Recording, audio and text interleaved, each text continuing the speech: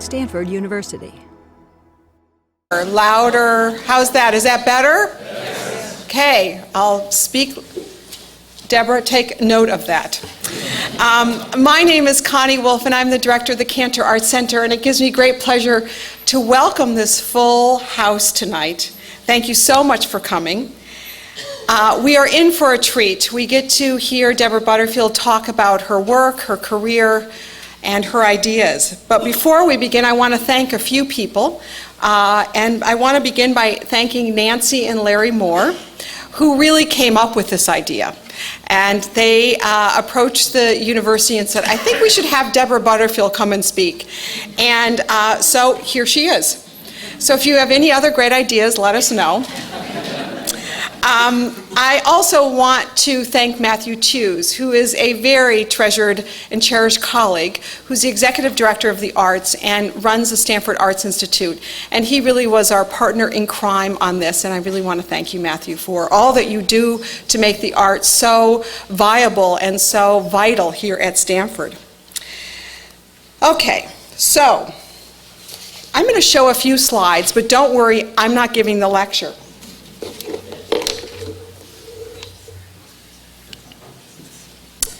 Horses play a very important role here at Stanford.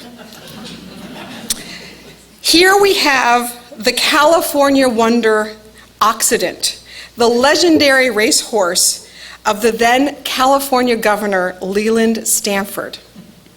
He loved horses so much that here on the farm, prior to it becoming the university, he had, I've read, as many as 700 horses. And he asked the very important question that I think we all know, as I like to call it, the first research question of the university: whether all 4 feet of a horse were off the ground at the same time while trotting. This led to the extraordinary study by photographer Edward Muybridge, in which he launched his series to look at movement. Again, all here on the farm. Now, the love of horses extended to the next generation, and here is Leland Jr. on his fabulous pony, Gypsy, in 1879.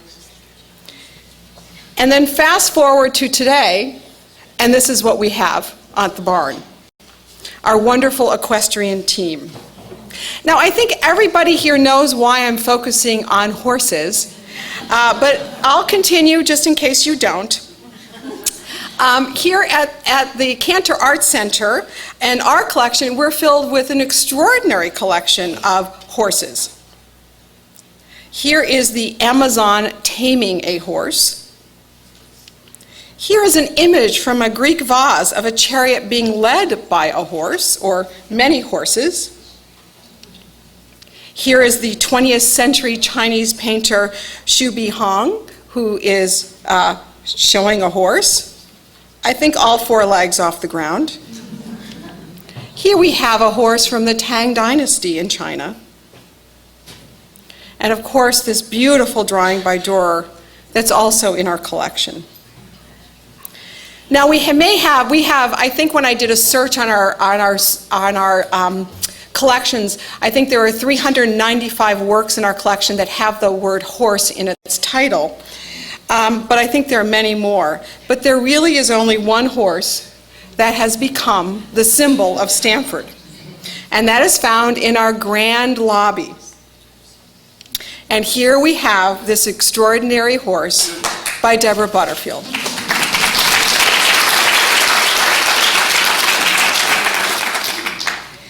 I also want to just thank Dee Dee and Bert McMurtry, because it was their generosity, their gift, that brought this horse to the Cantor. Now, this work captures the attention and imagination of every person who comes into the museum. And everyone is surprised to discover it's made out of bronze. No one believes us.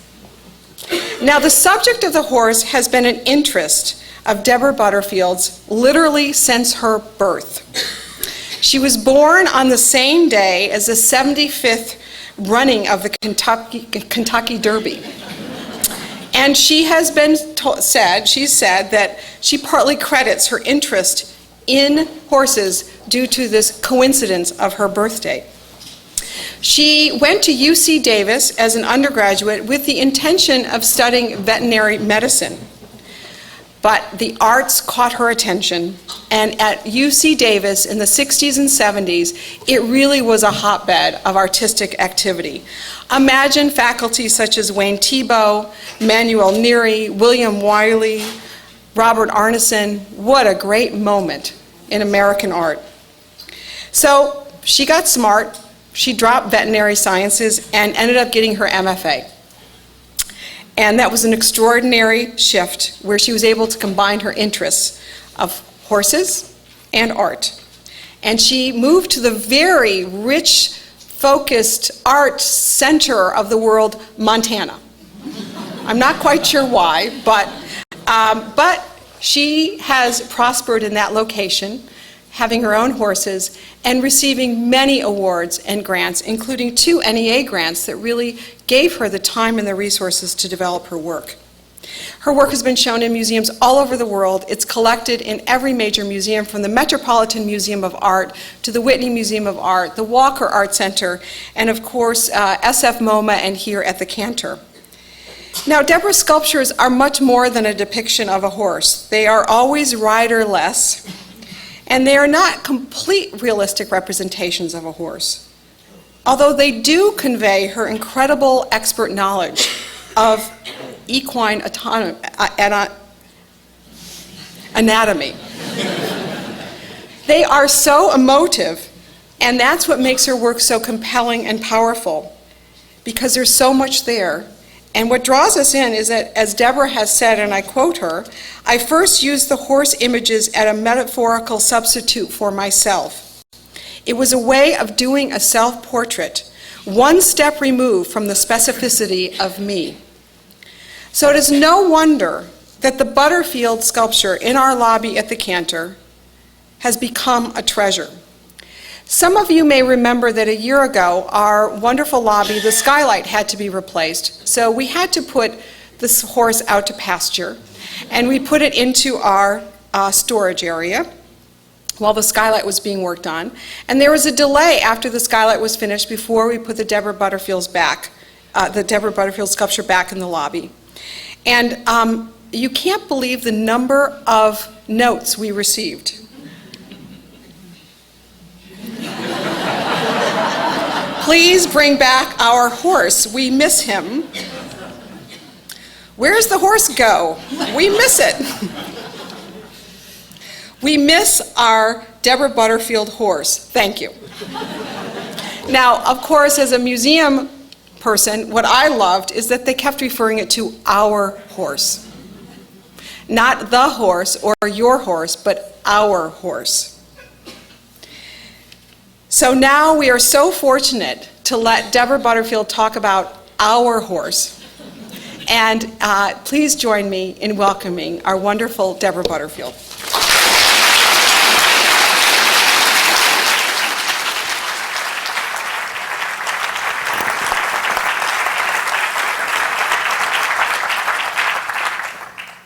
Thank you. Oh, I asked them to turn the lights down, and then now I can finally read here. I just had a few quotes I wanted to read before I began. "I've been owned by some wonderful horses over the last 40 years. My art is an attempt to carry the conversation with my horses over into the studio. It gives me permission to run out of my studio to feed a carrot and do more research. By grooming and wrapping legs, lunging and riding, and then making sculpture, I am remembering, honoring, and enlarging my horses, making them as huge as they are in my heart." Vicki Hearn, the poet and dog and horse trainer, in one of her books, Adam's Task, wrote, "There are people who describe training as a process of discussing with animals the attributes of God, a discussion in which the animal listens the person listens as much as she talks." I was always interested in Martin Buber, the Jewish philosopher who he talked about the I-thou relationship, that like in German, you, the capital Z versus the small z, so it's a formal Z. And Vicki Hearn talked about when you're training a dog, and when you say sit, it is with a capital S. So it's a formal, it's like you agree when you engage with an animal in doing work, you join this conversation, which is very formal, and the whole world goes away, and it's just the two of you in that moment. As any real conversation, as we're having tonight, or if you're really doing a good job at doing the dishes, you become completely engaged, and in that moment, God exists. Also, Vicki said, there is cruelty and ruthlessness, and above all, there are failures of imagination. Unhappiness caused by someone's being unable to imagine what it would be like to be someone else. I think one of the things that I think art is the most important, the reason we need art in this world with all of these Nobel Prize winners, how wonderful they are, empathy is the most important thing to humanity. We're losing it. We need to be able to step into someone else's boots. Reading a novel, you end up identifying with a character you would never know in a million years or dream of. Dancing, listening to music, becoming part of a symphony, looking at a horse, looking through an African mask. We're transported into a place that is uncomfortable, unfamiliar, and makes us, you have to scooch yourself into a different place. And I think it's important more now than ever, especially with the schools and the young people. So anyway, with that, I will begin. I was born on the day that Ponder was born, who was also sired by a Kentucky Derby winner, Pensive. And so those two concepts have pretty much guided my life. I thought I wanted to be a potter. I went up to UC Davis after being at UC San Diego to study with Bob Arneson. There's some seats down along the edges here.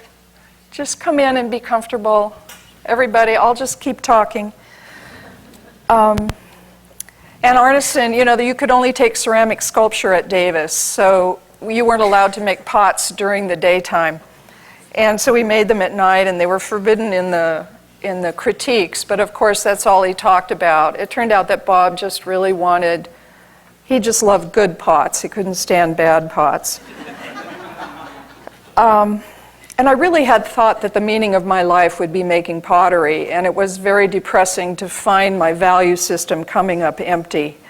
And I had been a horse girl. I had drawn horses when I was young and was teased ruthlessly about it. So when, of course, I got to college art school, the last thing I was going to do is make horse art. But I ended up living for $25 a month and feeding 10 race horses on this farm, and there were these baby horses outside of my window, and I got to ride one of the mares and ended up buying her and reconnecting with the horses. So I did this series of ceramic saddles that kind of made the transition between, it was about the negative space between the horse and the rider.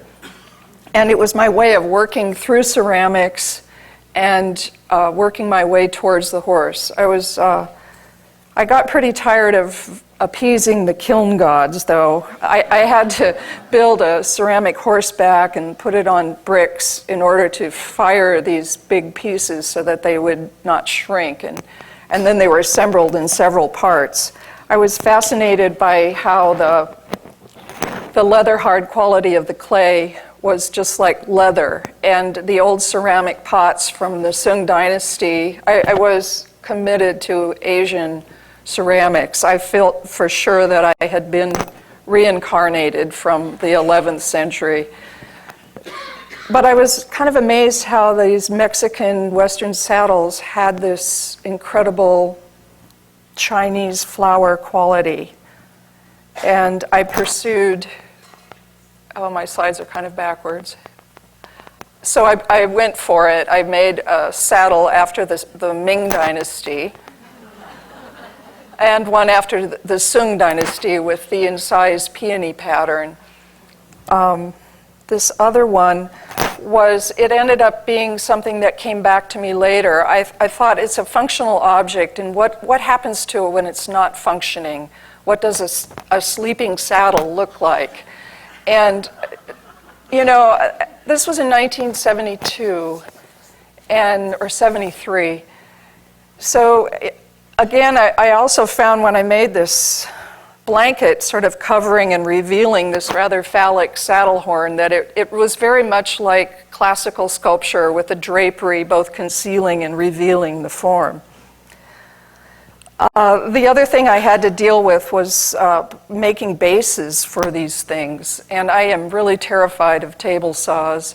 I made this Chinese kind of post and lintel sawhorse for them, but I decided I didn't want to do anything that I had to make a base for.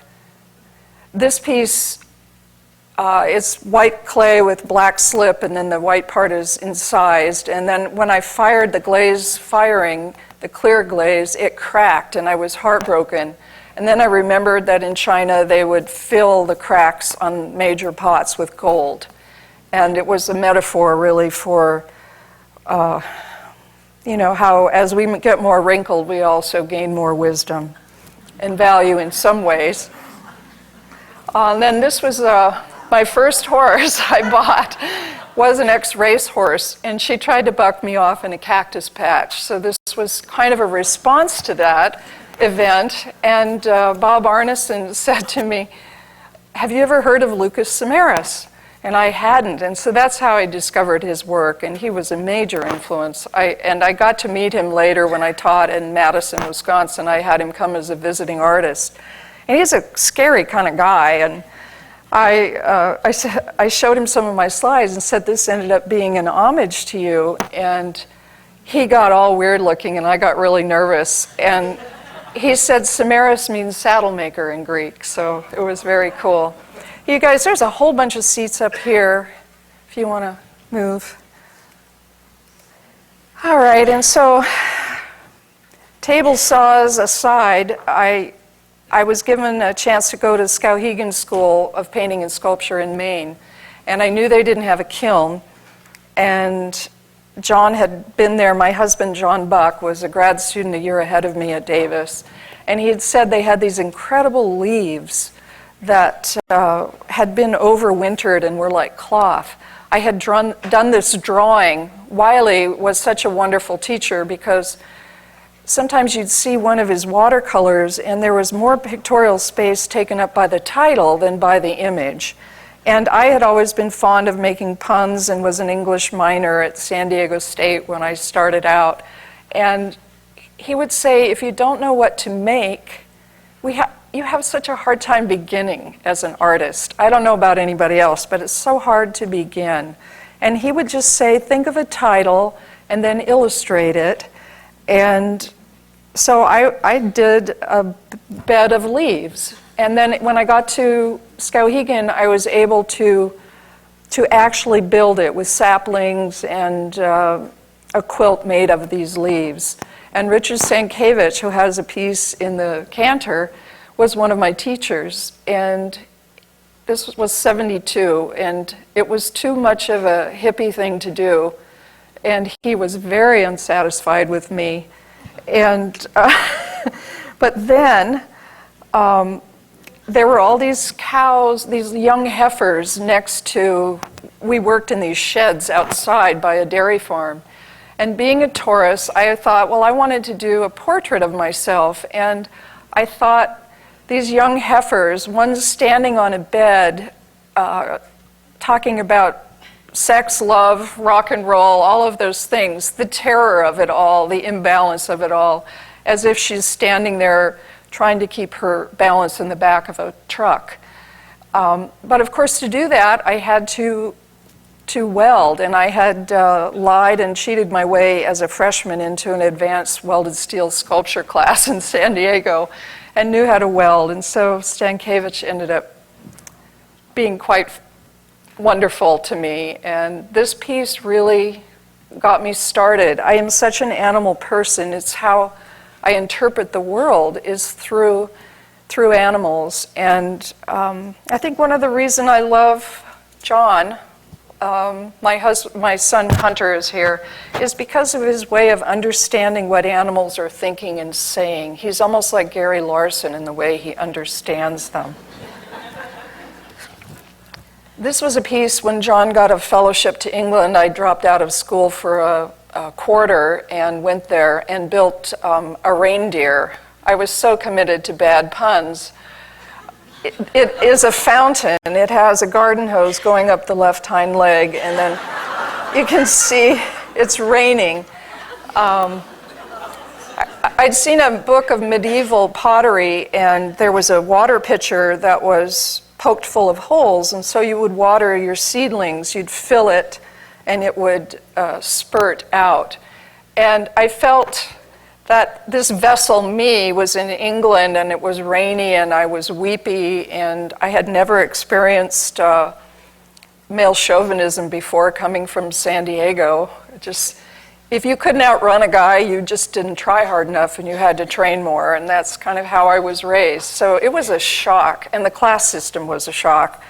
So this piece was sort of this vessel. I was still really a potter at heart, making these vessels, and it was sort of leaking. I did make a series of reindeer swimming like on the ground, getting to the other side, and realized it was a piece about death, and I decided to finally get the nerve up to start making horses. So this was my graduate show. The piece on the right was added, and right after I graduated, I was given a show at the Berkeley Art Museum by Brenda Richardson, so that was in 1974. But the pieces were made in 73, and one of the things about horse art, it seemed to me, other than the Chinese art, it had all been about warriors on stallions going off to kill people. Before modern times, the horse was whoever had the fastest horses. It was just no different than an Abrams tank or a fighter jet. So at the time, in the way of protesting the war, I wanted to do mares. And I had bought this mare and leased her to someone to breed a baby when I went to England. I came back and decided to make a sculpture of her. At the time, I was naive enough to think that if women ran things, we wouldn't have these wars. But now, unfortunately, I realize that that was a naive thought. The way I built these pieces, I was welding right behind her corral, and I couldn't figure out how to do everything and write down the measurements. So I went, and her point of her shoulder to the point of her butt was this wide, and her shoulder was this wide, and her head was this long, and her hoof to her fetlock this long, and it turned out that we were the same proportion. And I thought of the Da Vinci, the Vitruvian Man, and so I would just hold the rebar up to myself and know where to cut it. And so this mare was really a self-portrait. And then in 1974 to 77, I taught at University of Wisconsin in Madison, and I was given a show at the Madison Arts Center, and I was just sick of working with these big plaster horses. They looked, they weighed like 700 or 800 pounds. They were hollow. It was chicken wire and plaster over a welded steel armature. And I painted them like a Turner sky, so they would be almost like an apparition. So like Doubting Thomas, you might just stick your hand into it and it wouldn't be there. And yet, in fact, in the Berkeley Art Museum, they were standing on this carpet, and they had to have guards there constantly because it's a teaching museum, and herds of little girls would come in, and the guards were terrified that they would all be crushed by these pieces. So when I'd work on them in my studio, I had to go upside down and work on them. And John told me about this paper mache mixture from a taxidermy company. So these are the same structure underneath, steel and chicken wire, but with this paper and then a mixture of paper mache that I made out of mud, dextrin, which is a glue that can become resoluble. Let's see, horsehair, straw, grass, rabbit shit. I mean, it was just pine needles, whatever I got. And I went into the Madison Arts Center. It was a fairly small room, about 25 by 30, and it had been lit for a print show. And I decided to put the horses in there not as objects, so to not light the horses, just leave the walls lit, and then have them be almost like dancers. So they were in this room very close together, and the only way you could actually go into the room was to go behind their rear ends or their front ends, and the room was so charged. I don't think I've ever had a better installation, but some people would actually not go into the room. And they didn't really have eyes, but they had ears, and they were all kind of looking at you as if you were coming into class late, you know. So if you weren't afraid, you were guilty. Then John got a job at Montana State in Bozeman. I taught for another semester and then took a leave of absence and came out there. And had a show coming up in Chicago at Zola Lieberman where those previous pieces were, and decided to see what little pieces would do. Those other pieces were so big. I got a review in Art Forum, and the first sentence of it was, Deborah Butterfield's horses have no genitals. So they didn't have eyes or mouths. And so, I thought I finally have a review in an art magazine, and I can't even send it to my parents. But also, I thought that perhaps they were just effective because they were really big. And, I have to backtrack. When I did those plaster horses, Brenda Richardson said to me, how are these horses different than Nancy Graves' camels? And I said, I haven't seen them. I've seen this tiny black and white picture in Art Forum, but what I think is that she's studying the camels. It's the point of view that is different. I am the horse, and so it's just, they're large mammals in a contained human space, but, it's just where we're coming from. And she says, I'm so relieved. Yes, you can have a show. So for students out there, I hope it really helps to be able to explain from your heart what you're actually doing. So anyway, this piece, I decided to see if it would still be powerful if it were small, and I felt it was. We lived in a lodgepole forest or near it, and I was just fascinated with these images, how one would personify nature, seeing these dark shadows, or a chow-chow at 50 yards appearing to be a grizzly bear at 100 yards. And also was thinking about the nude descending the staircase, the Duchamp piece, how movement was implied by the repetition of the legs. So anyway, that piece led to these pieces, which were in '77 at Zola Lieberman, and then went to O.K. Harris Gallery, and then to the Whitney in the biennial, two of them. Anyway, a horse is a prey animal, and their psychology is very much fear-based. So they can actually sleep standing up. They lock their stifles, their knees, and they can sleep with their nose almost touching the ground so that if a predator comes, they can split. And for a horse to lie down, it has to be, they do lie down when they're sick, but they lie down all the time when they're comfortable. There usually is a standing guardian figure there. Like some geldings can't sleep, they have insomnia if there's not a strong mare in the vicinity because they're afraid. But when they sleep, they're so vulnerable. So I thought, if these horses are me, and I thought of, in art history, the reclining nude. I just thought of the female form. I thought of these voluptuous, naked horses napping in the art gallery with the wolf predator critics walking around. And that it was a feminist stance to lie down and make myself vulnerable with the terror of these stupid art form people. They were very phallic, though. They had all kinds of things everywhere, even some deer antlers sticking out. So I got the clue about projecting images. It was also a pun about the figure-ground relationship. I had a figure drawing class with Wayne Thiebaud, and I wasn't a very good drawer, but he really did teach me how to look at things and interested me in the reclining form.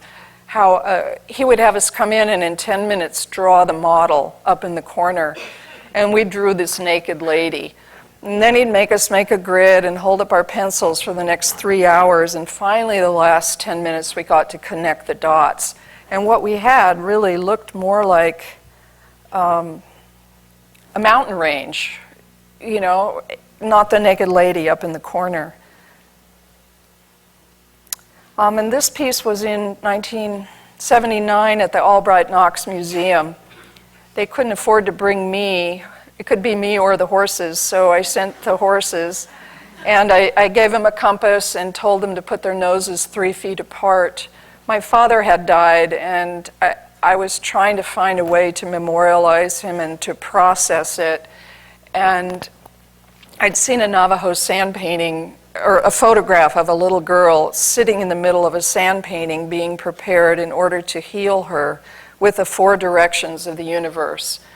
And I'd had an experience making a commission for the Circus World Museum in Baraboo when I taught in Madison. I did this giant workhorse with a harness, and I went out to do research with this herd of 8 percherons. And I would go out there, and they would all come to me with their giant heads and nuzzle me. And so I could stand in the middle of them, and like an encounter group, I could fall backwards, and they would catch me with their faces and flip me back up. And so this is the feeling I was looking for. Unfortunately, I got the show in November, and it had to be there in, I don't know, January. And it was the coldest year we'd had in many years. It was 30 below zero for, I don't know, 3 weeks. And the sticks were all buried in snow, and I took my horse Rondo down and sawed and broke off branches from the trees, and he dragged them to the driveway where I had to have chains on a pickup truck. And then to get dirt, I had to go to the nursery, their topsoil pile, and use a pick to get it out. And, you know, I'm going through this and whining and complaining, and then I realized, you know, I shouldn't be able to go to the art supply store and order mud and sticks. It was about my father, and that really suffering was part of it. And I don't know, it ended up being a transformative piece for me. And then in the years just really get confusing. I want to guess 77 or so, 78. These were at Hanson Fuller Gallery, which then became Fuller Goldine Gallery. And this is at the De Rosa. Before I tried to make these things look like blobs of stuff that the river had washed up, but in fact they were carefully crafted and with chicken wire and were hollow like a good pot. But I finally wanted to take responsibility, and by laying sticks on there like a wiki-up, acknowledging the human hand in these pieces. I am very interested in architecture, particularly animal architecture. So this piece reminded me of a wiki-up, but also of a horse basking in rays of light.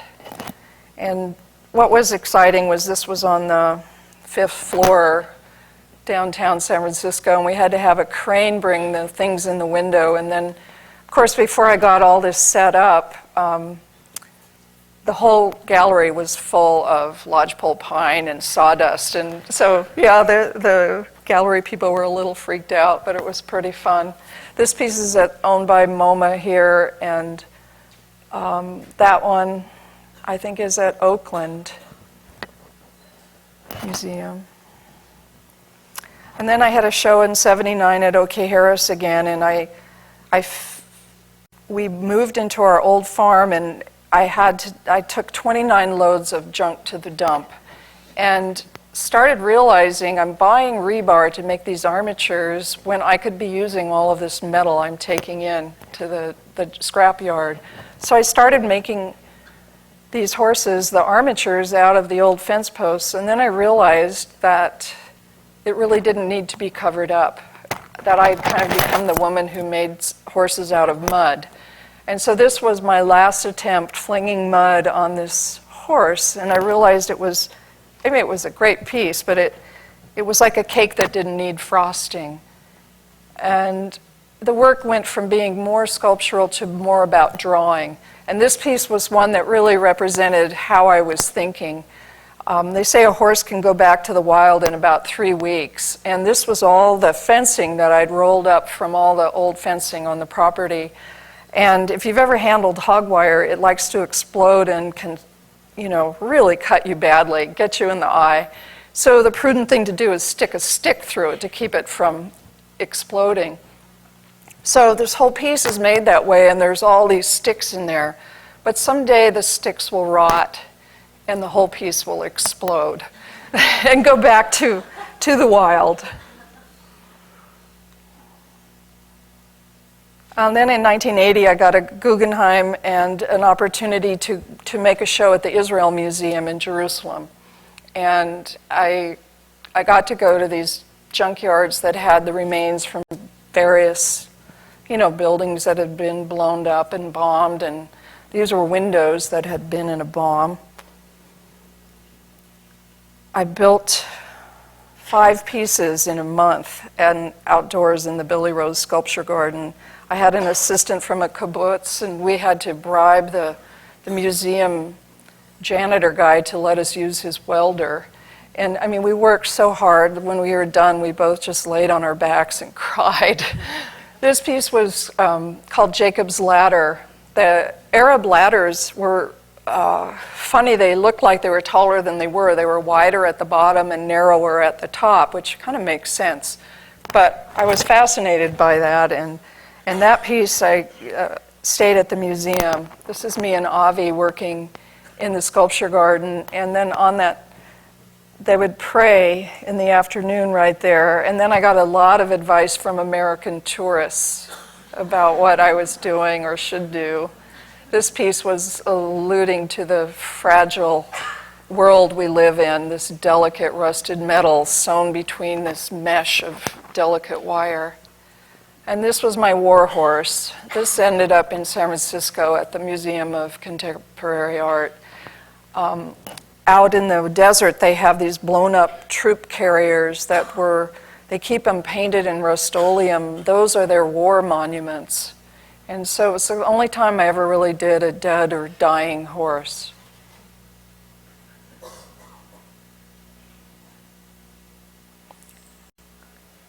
And then in 1980, 81, I had a show that traveled to 6 different museums, and this was the most beautiful incarnation at the Walker Art Center. This piece is called Rosa. It's made by the collapsed heating system of the old Rosary Catholic School in Bozeman, and it still had the pink brick dust on it and the shattered 2x4s, so I just thought it was a very Catholic image. And then I'm skipping, I've made a lot of horses, so I'm just giving you a few highlights here. This is 40 years. Ooh.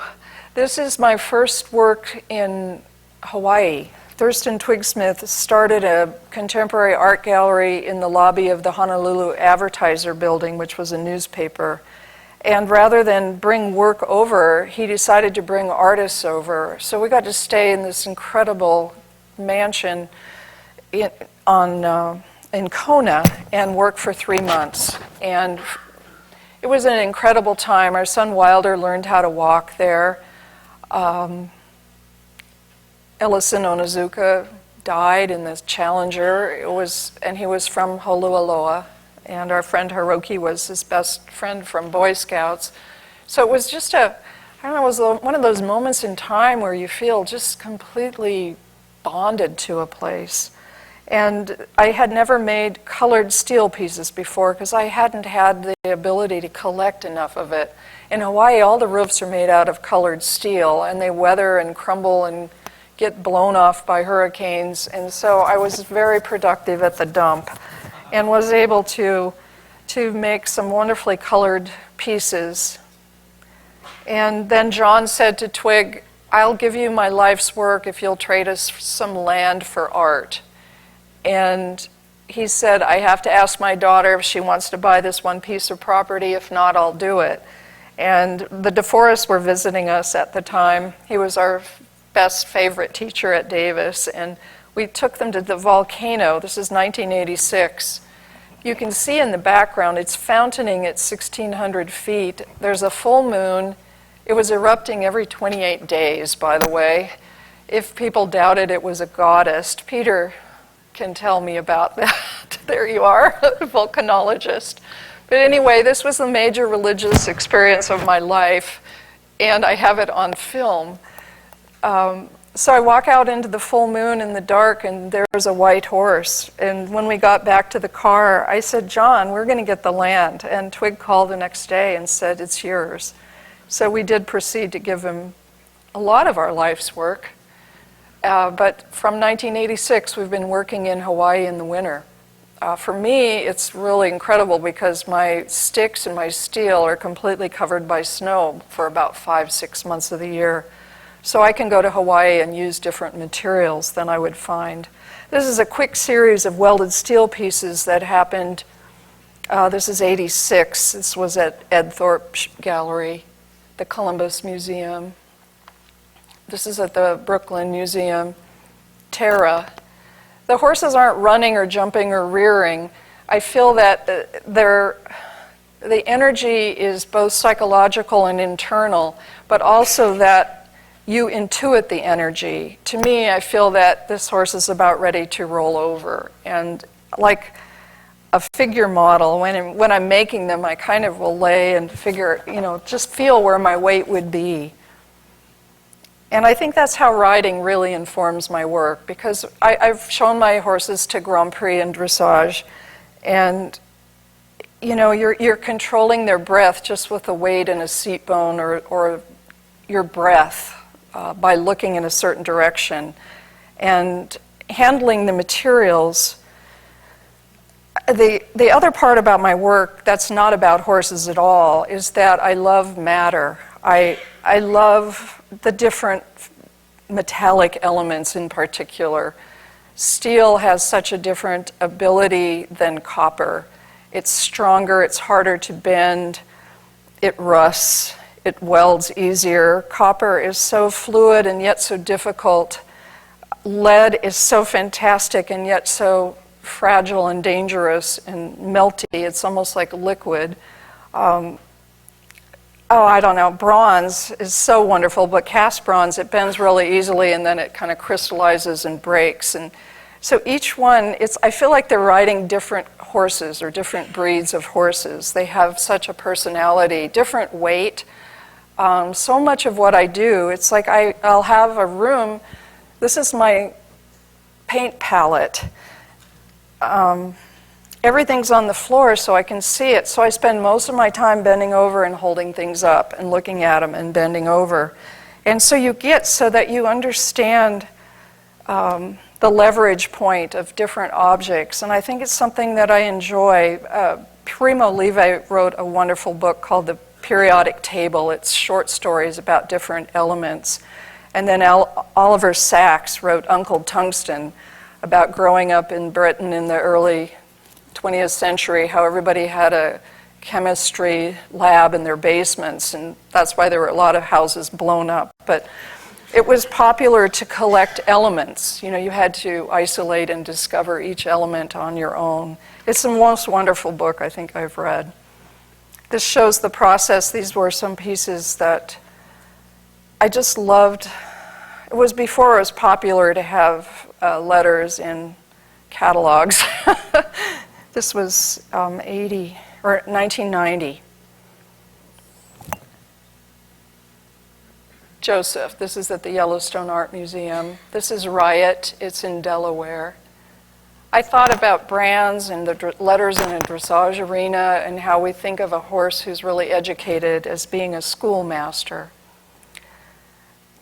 I don't know, my assistant and I were working so well in steel at that time, I just felt like it was so fluid, and I kept trying to see how little I could do and still make it feel horse-like, and just getting so comfortable with adding and subtracting.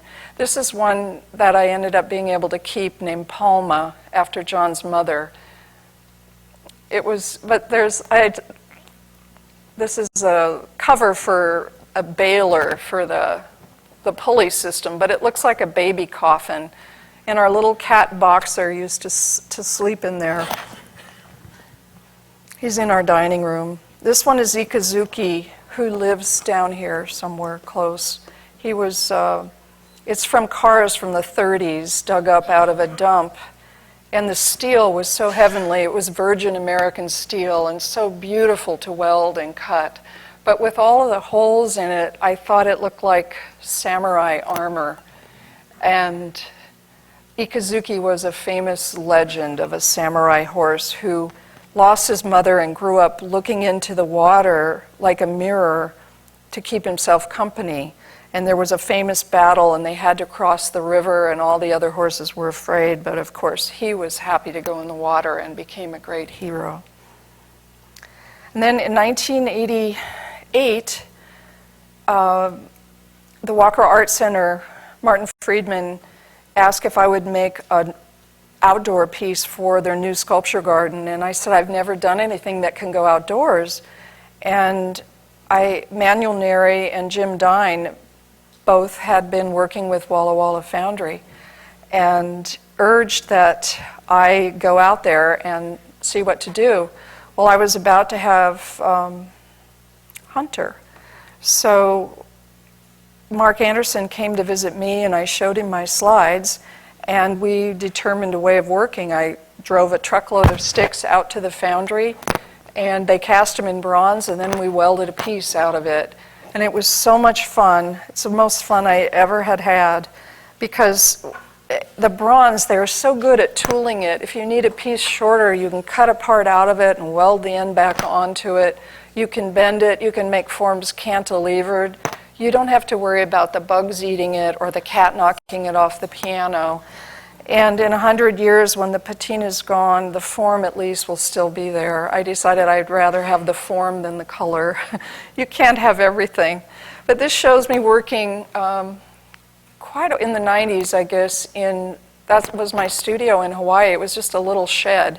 And Mark would come over with bronze sticks already cast, and we would weld armatures out of bronze sticks, and then I would tie real sticks or vines onto it and then ship it by container back to Walla Walla. So this shows the finished piece in bronze. These were a few pieces that are at the Denver Art Museum. This was Lucky, who was a real horse that friend gave me from Berlin. It was her young rider horse, and I showed him Prix St. George. And the deal was if you wanted him to go well, he could be very resistant. You had to sit with him and feed him carrots before the show. And they wanted one piece that the children could play on, and so I decided to do Lucky and make it really smooth, because the cats would cuddle with him. He really loved to. He's a horse you could have had in your living room. And this was about another horse I had, PJ. This is called Argus because of all the eyes on this birch tree. These are two pieces at the Denver Art Museum. Oh, this is the third, Second Daughter, which is also PJ. No, that's not there. This was called Walla Walla. There was a huge ivy vine growing around the tree in the middle of the foundry, and I lusted it. I was like the gingerbread house witch. I'd pinch it every time I walked by, and finally Mark said, look, you can have it, we'll just cut it down. And so I made this piece. It almost made itself, but the right hind leg was from Bob Arneson's porch. It was Bougainvillea. And again, I had wished it dead for years, and finally it did die, and Sandy brought it up to the foundry, and so I thought, the right hind leg, that's kind of a good foundation for my work. And this is a piece I got to make out of manzanita, a large piece that's owned locally. And that was exciting. For me, both the metal and the wood show not only the different designs of nature, but what's happened to them: wind, rain, fire, bulldozers. And rather than making my own lines, I find the line and recognize it, and then use it to express, I don't know, different emotions. I think of it as a painting, really, that the big rectangle that is the body. When I make the piece, I make that body shape on the floor, and I weld it together, and then hang it up, and then put horizontal pieces through the chest and the hind end, and then weld the legs down. So most of the time, I don't have a neck or a head on it. I'm kind of making this dynamic painting in the body, and that's how I find out who it is, and then I'm able to personify it with a neck and a head. And so it's really, there is kind of a rigor about it, and then it often requires beating it on the head. And so this shows my steel studio now that I'm using. Oh. And this is a piece I made on 9/11. I didn't know what to do with myself, and so I went into the studio. This is a piece called Cosmo. I'm sorry, it's Broadway Boogie Woogie. This shows my older studio before I moved into the steel studio, but you can see that see the shiny bronze stick on the neck? That whole piece is, the basis of it is bronze, and then I'm tying real sticks onto it. Then we'd ship it to the foundry. They photograph and mark everything, take the pieces off, cast it in bronze, and then weld it back on. And they're all unique pieces because they invest the bronze into, well, they do different ways. Sometimes traditional investment, but usually in a ceramic shell, and burn it out and vacuum the ash out. Then they'll put the whole thing in a traditional investment mold for security and fill the vacuum in, or the negative space in, with molten bronze, then break the mold off. So there's no reusable mold, it's a waste mold. So all of these pieces are one of a kind. And the only reason they're in bronze is really the most beautiful wood is the most transient, the least strong and able to work with. So this way I'm able to work with wood that's almost gone, and it's almost not there. This is a piece called Hawaii, the Big Island, made with wood from Hawaii that I shipped to the foundry. And this is Monekana, which is Hawaiian for Montana, and it's in the American Museum of, of Art at the Smithsonian. And I thought I'd show you a few of my real horses. These are my two ancient Grand Prix mares, Victoria and Isabel.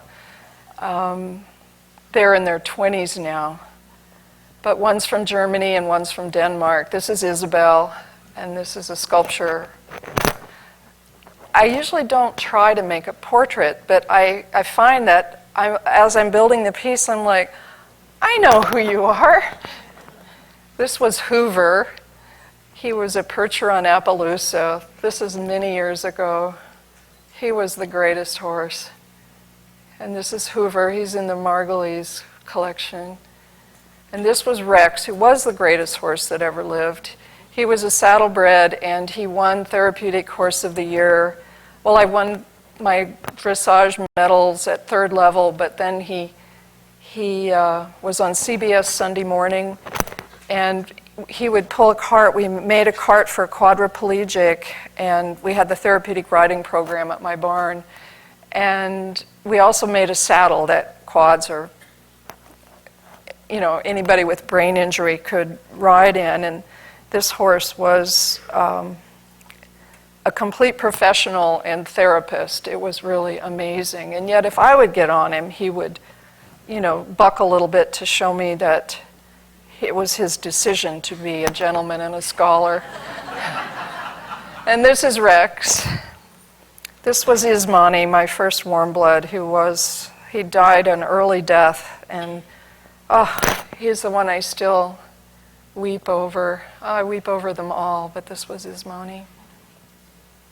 I think the difference between my work of horses and then the people who are just making horses is that the blood and the death, the colic surgeries, the love and the pain. I mean, it's really a metaphor for what we go through. It's about loving, having the courage to love someone, the pain, you know. It's very real. This was Wilfred.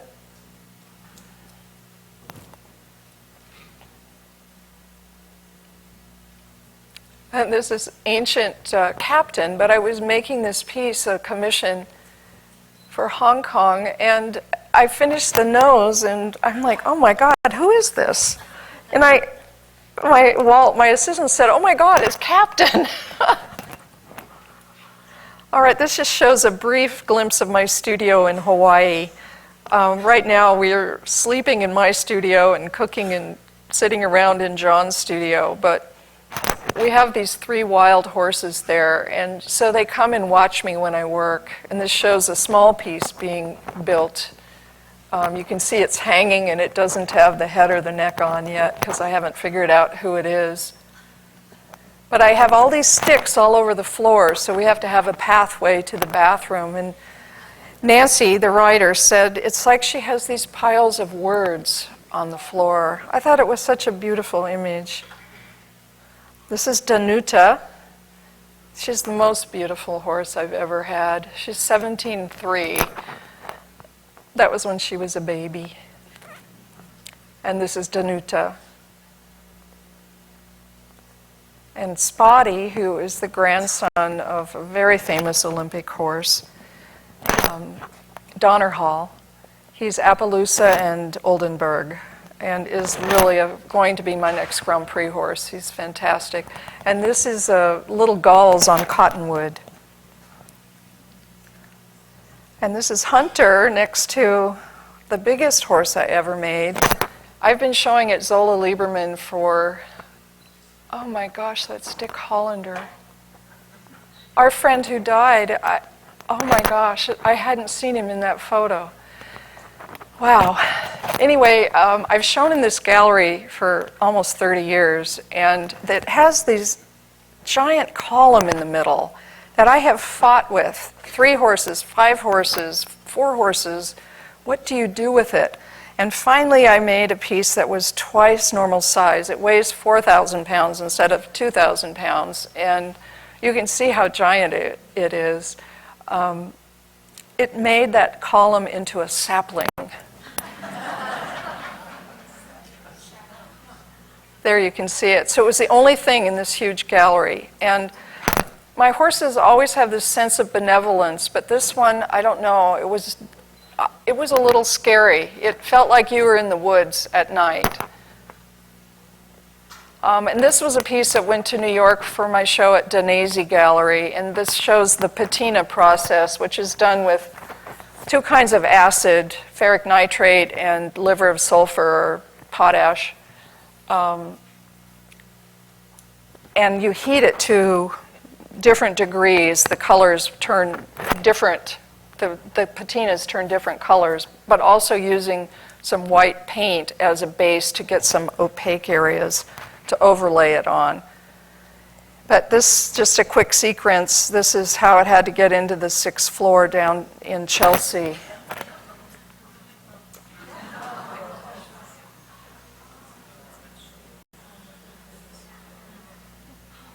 It's like the Ascension. There goes another one. Anyway, this was the guys that rig De Suvero's pieces and Sarah. And I just thought it was so tender. You know, they've brought the sculpture in, and it weighs a lot, and it's dangerous. But he's also, I don't know, just instinctively comforting it with his hand on its face. And here is the moment of ascension, isn't it? Oops. And then this is really a recent work. I started thinking about the old pieces with the poles leaning on them, and I've just spent so much time out in the woods now that the context of it, what's on the ground, is just as interesting to me as this horse. They've gotten bigger and bigger, and the legs are longer and longer, and I feel like there needs to be something happening below them, and like a painting, I want to have more control and more context. Anyway, so I've been having a really wonderful time with these. And this is the Moor's horse, which we just named Butternut.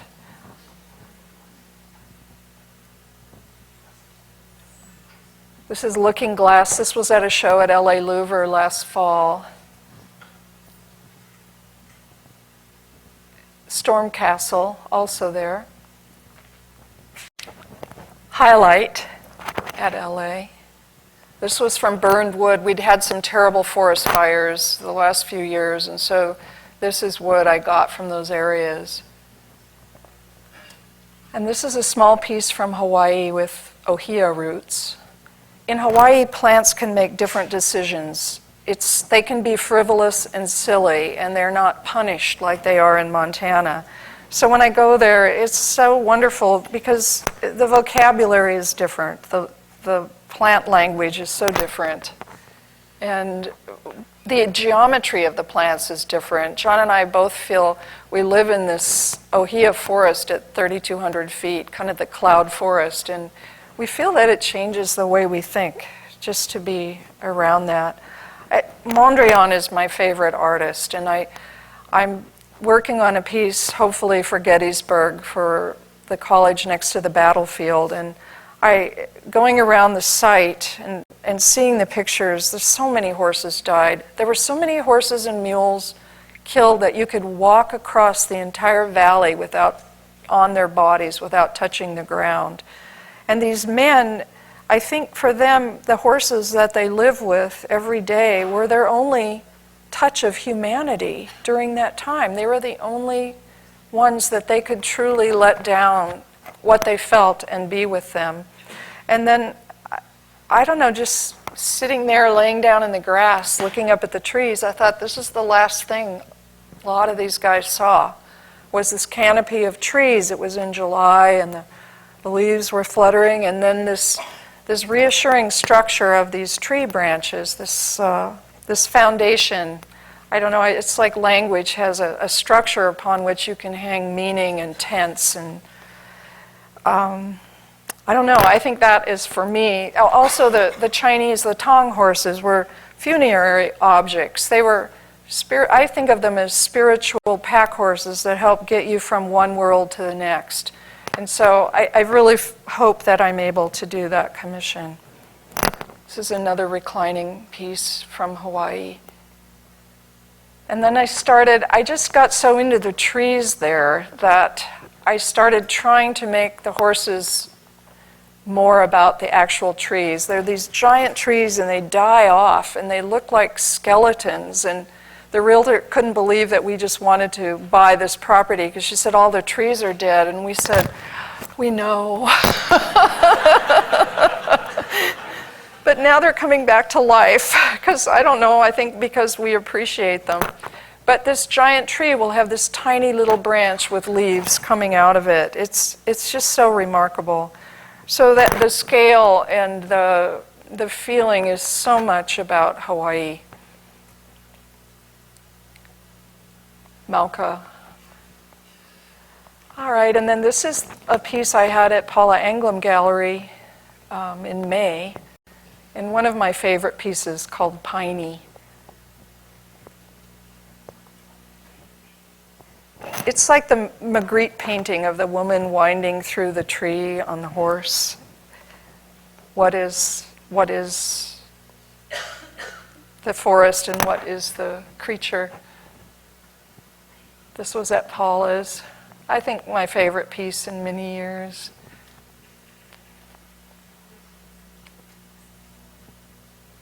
Another ohia root and a welded steel. Again, the trees in Hawaii. And this is Ohia Roots. This is at Seattle. I have a show up now at Great Kusera. This was in LA, and this is Paula's. This is at Kusera. Oops, sorry. This is willow roots from a lake. And this is concrete blobs and rebar. And this is juniper. I think this is my favorite one. And this is one of my horses. He was excited to have his picture taken. All right.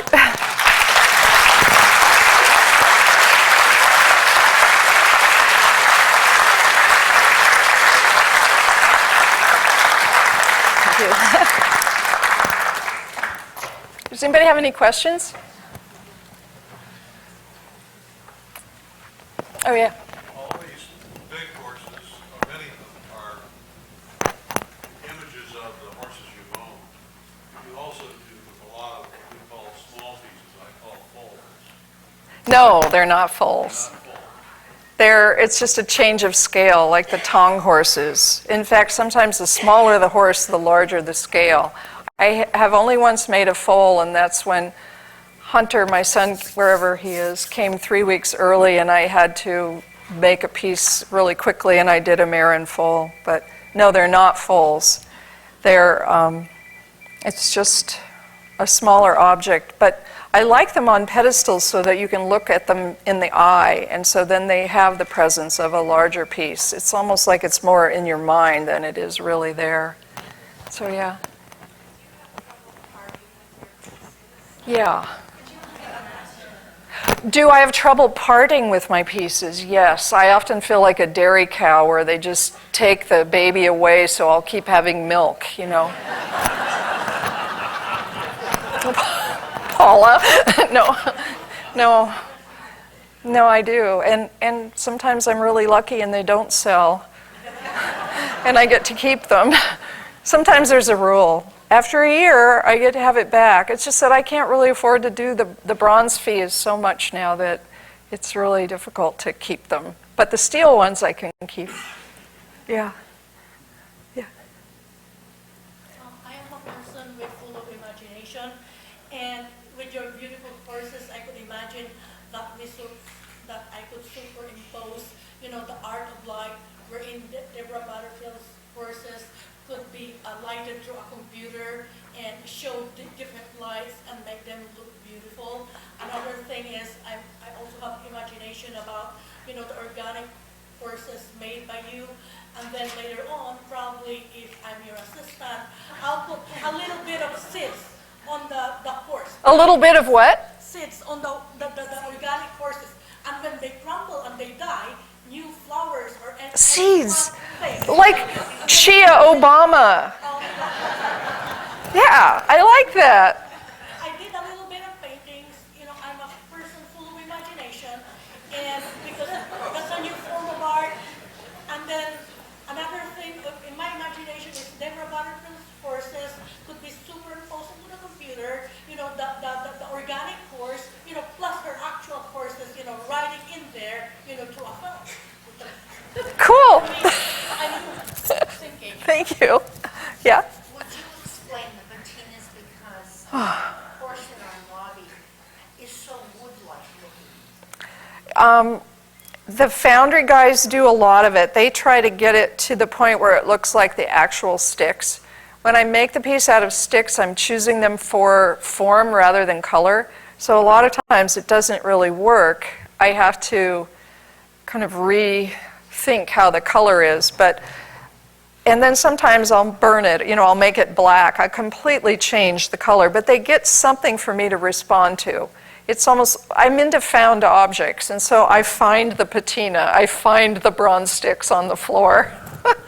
It's sort of like how I have to fool myself to work, but it's a very difficult process, and we used to just do it really just with the traditional patinas, but we found that actually they have a giant oven, and we put these big horses into this oven and get them at about 300 degrees, 350, and bring them out and then spray them with acrylic paint. And it actually seals the bronze up, and we've actually found that it's holding up better than just the patinas.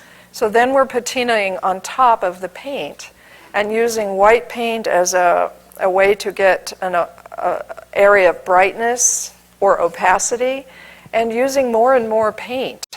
It's crazy, but it seems.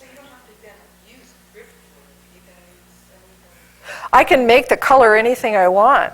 Yeah, it's poetic license. Okay, yeah, a couple more. Where is Lisa?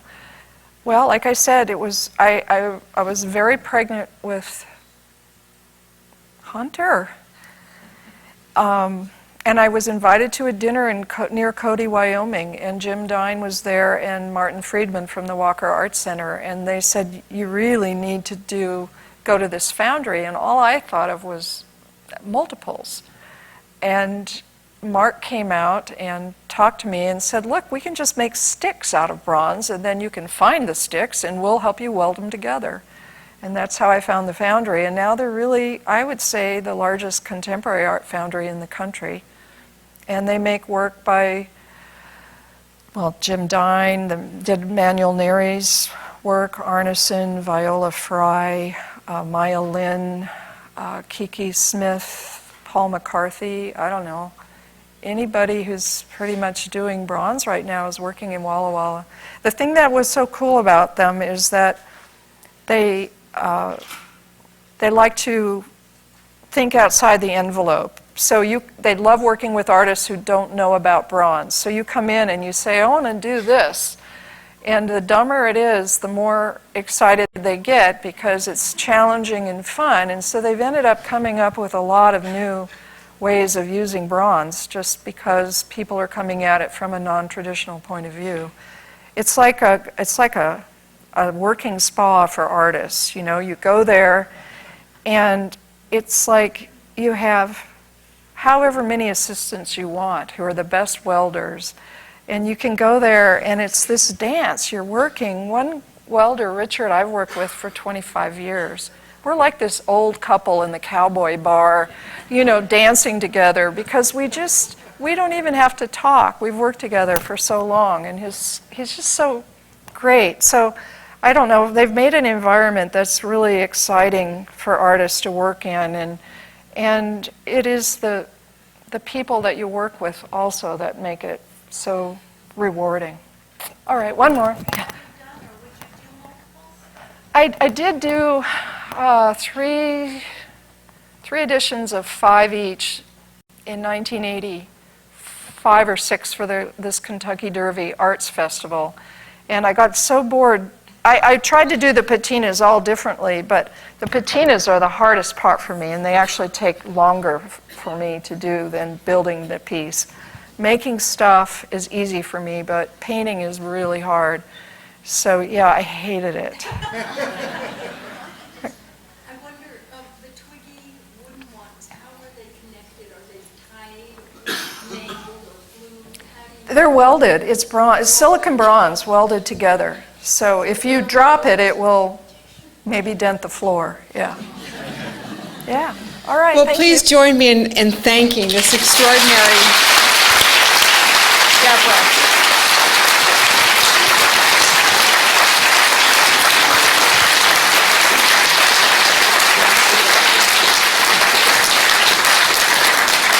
Thank you so much for coming, and come visit our horse at the Cantor anytime. Thank you.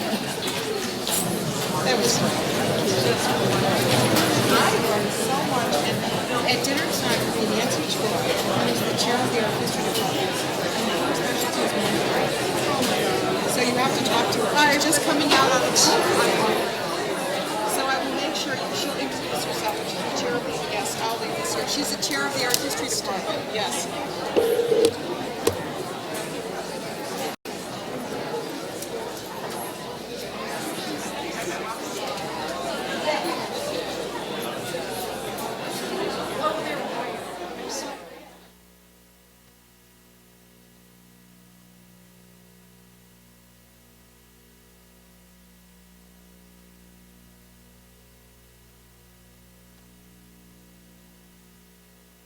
For more, please visit us at stanford.edu.